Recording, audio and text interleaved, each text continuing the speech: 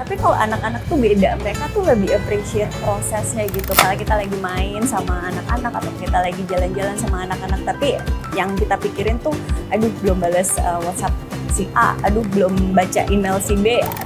Orang tua ini sudah mencari sekolah kemana-mana dan agak sulit gitu menemukan lingkungan belajar yang sesuai.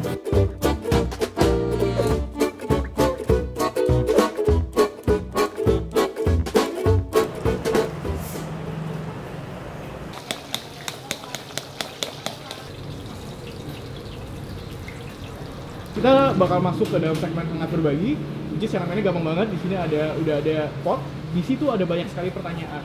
Dan kita pengen coba untuk ngajak Miss Berta buat berbagi pikiran, berbagi cerita lewat segmen yang sangat sederhana ini. Mungkin Miss Berta bisa silahkan ambil yang paling atas dulu untuk kita mulai dan silahkan dibaca pertanyaannya.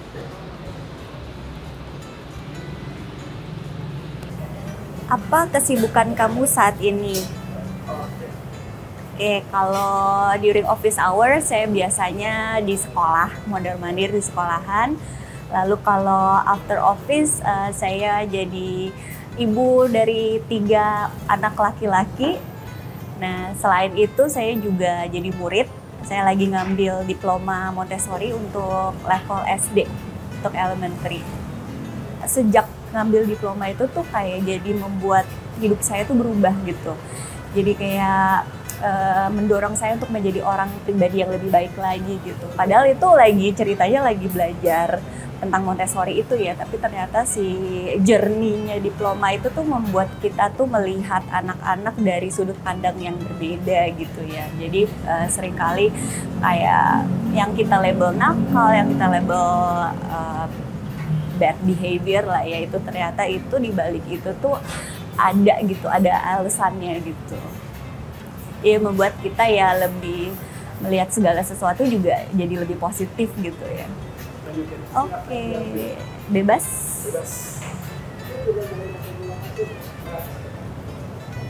Siapa figur perempuan yang menjadi sosok pedoman kamu dalam berkecimpung di dunia pendidikan? Kayaknya jawabannya udah pasti Dr. Maria Montessori ya, yang menciptakan filosofi dan metode Montessori ini. Kebetulan sekolah kami itu menggunakan metode Montessori gitu. Jadi Dr. Maria Montessori ini salah satu dokter wanita pertama kelahiran Italia, dan beliau ini meresearch tentang cara belajar anak dan cara fungsi otak bekerja gitu. Jadi makanya metode Montessori ini sangat bagus lah ya untuk anak-anak. Apa sih yang kepribadian atau karakter yang dimiliki oleh Dr. Montessori yang pengen Miss Berta tuh punya gitu? Beliau ini observer yang handal ya.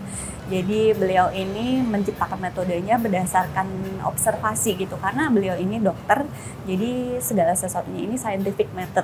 Jadi bukan diciptakan asal-asalan, tapi berdasarkan research dan observasi. Jadi beliau ini mengobservasi gimana sih anak itu belajar, gimana anak itu mengerti suatu konsep gitu.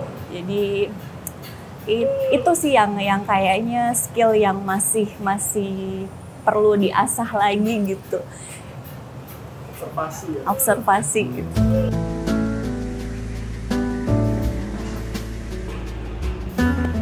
Apa hal atau momen yang paling membuat kamu bangga atau mengapresiasi lebih orang berprofesi menjadi pendidik selama menjadi pegiat edukasi? Banyak sih ya, terutama ketika kita tuh mendapat testimoni dari orang tua. Seperti contohnya saya pernah dapat testimoni dari orang tua yang bilang bahwa sekolah kami itu telah merubah hidupnya gitu, telah membuat hidupnya jadi lebih baik gitu. Dan ada juga orang tua yang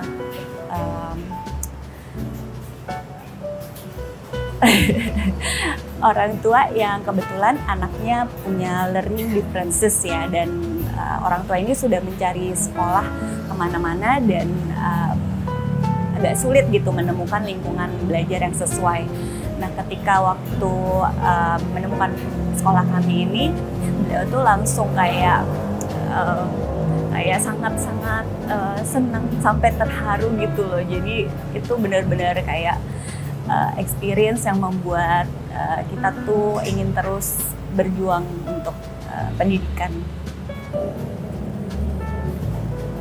Jika kaki bisa melangkah lebih jauh lagi, dalam bayangan kakak, bagaimana kakak akan terus bertumbuh dan memberikan dampak di dunia pendidikan?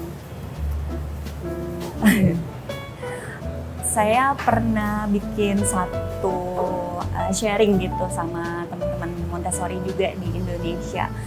Judulnya itu The Great Montessori Dreams for Indonesia. Nah, di situ itu saya ada 3 mimpi besar ya, 3 pilar untuk pendidikan di Indonesia. Yang pertama itu Montessori untuk full human cycle, di mana Montessori itu applicable banget untuk dari bayi sampai lansia. Nah, lalu pilar kedua itu Montessori for inclusion, yang tadi anak-anak dengan berkebutuhan khusus. Lalu yang ketiga itu Montessori for social impact. Jadi saya yakin kalau Montessori itu kayak bisa besar di Indonesia, kayaknya negara ini akan jauh lebih aman, tentram, dan damai.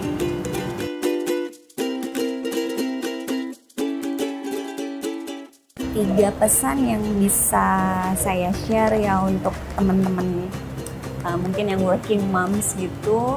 Yang pertama itu be fully present, karena kita sering kali itu we are physically present but we are emotionally absent. Jadi contohnya misalnya kita lagi main sama anak-anak atau kita lagi jalan-jalan sama anak-anak, tapi yang kita pikirin tuh aduh belum balas WhatsApp si A, aduh belum baca email si B, tuh pokoknya banyak banget yang kita pikirin padahal kita tuh lagi di samping si anak. Nah, mungkin ya yang pertama itu be fully present, karena saya yakin kualitas itu lebih penting dari kuantitas. As working mom, kayak saya misalnya pulang dari sekolah sampai rumah udah hampir jam 5 dan anak-anak biasanya jam 7 udah tidur. Berarti kan durasi yang saya punya sama anak-anak tuh cuma 2 jam. Tapi ya kalau kita bisa fully present, 2 jam itu akan jauh lebih meaningful dibanding kita punya the whole day dengan si anak tapi pikiran kita ngawang-ngawang kemana-mana. Jadi itu yang pertama, mungkin be fully present. Lalu yang kedua itu mungkin slow down, karena susah ya kalau kita di Jakarta itu yang kota yang begitu sibuknya, beda dengan misalnya di Finland atau di New Zealand. Tapi penting banget buat kita untuk slow down and enjoy the process gitu. Kayak kita, saya baru pulang dari trip dari Jepang Korea ya. Nah, kalau kita dewasa itu kan kalau ke tempat-tempat wisata tuh pasti langsung nyari spot foto yang ikonik gitu ya, sibuk buru-buru langsung ke situ, pokoknya foto gitu, foto yang cantik gitu ya. Tapi kalau anak-anak tuh beda, mereka tuh lebih appreciate prosesnya gitu, kayak what happened along the way gitu. Mereka tuh bahkan lebih tertarik misalnya sama kerikil, sama ranting pohon gitu, mereka explore dibanding foto gitu loh. Jadi mungkin itu slow down aja, nggak perlu cepet-cepet kayak yang penting ke tujuan, tapi enjoy the process. Dan yang ketiga itu jangan lupa untuk me time kali ya, karena kita masing-masing kan punya love tank ya. Nah, kita tuh perlu ngisi love tank sendiri dulu, baru kita bisa ngisi love tank orang di sekitar kita gitu, pasangan hidup kita dan anak-anak kita gitu. Kayak contohnya di pesawat aja ya, kalau misalkan lagi emergency terus ada oksigen mask yang turun, itu kan instruksinya kita disuruh pakai dulu sendiri baru kita bisa tolong orang lain. Nah, demikian juga kayak di kehidupan sehari-hari, kita perlu isi love tank sendiri dulu nih, baru kita bisa isi love tank orang-orang di sekitar kita yang kita cintai. Gitu mungkin ya tadi. Jadi yang pertama be fully present, yang kedua slow down, enjoy the process, yang ketiga itu don't forget about me time.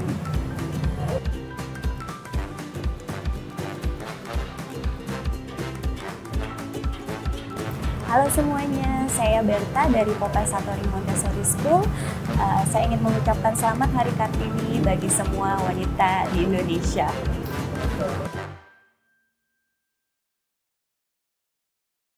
Kalau misalnya di Pecenongan biasanya martabak favoritnya apa? Tiker sih. Oh, ini pas dong.